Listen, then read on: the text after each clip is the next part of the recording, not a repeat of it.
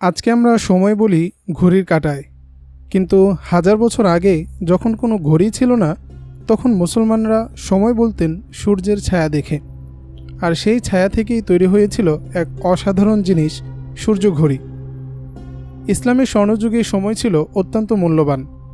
নামাজ, রোজা, চাঁদের মাস সবই সময়ের সাথে সম্পর্কিত। আর সেই প্রয়োজন থেকেই মুসলিম বিজ্ঞানীরা আবিষ্কার করেন সূর্যের আলো ও ছায়া ব্যবহার করে সময় নির্ধারণের যন্ত্র সূর্যঘড়ি। এই সূর্যঘড়ি তৈরি ও ব্যবহারে অগ্রণী ছিলেন এক কিংবদন্তি বিজ্ঞানী আল বিরুনি। তিনি ছিলেন পারস্যের খোরাসান অঞ্চলের এক জ্যোতির্বিদ, গণিতবিদ ও দার্শনিক।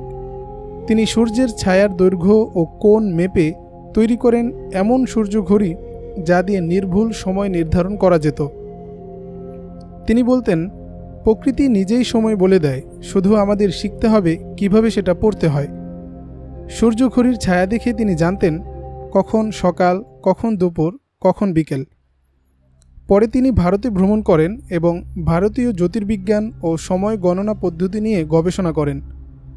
তার লেখা বিখ্যাত বই কিতাব আল হিন্দে তিনি এইসব অভিজ্ঞতা ও পর্যবেক্ষণ বিস্তারিতভাবে তুলে ধরেন।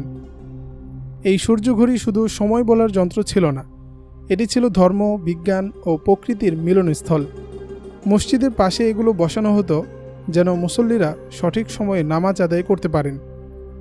আল বিরুনি প্রমাণ করে গেছেন, ইসলাম শুধুই ধর্ম নয়, এটি জ্ঞানের এক সমুদ্র, যেখানে সূর্যের ছায়াও হয়ে উঠেছিল সময়ের পথ প্রদর্শক।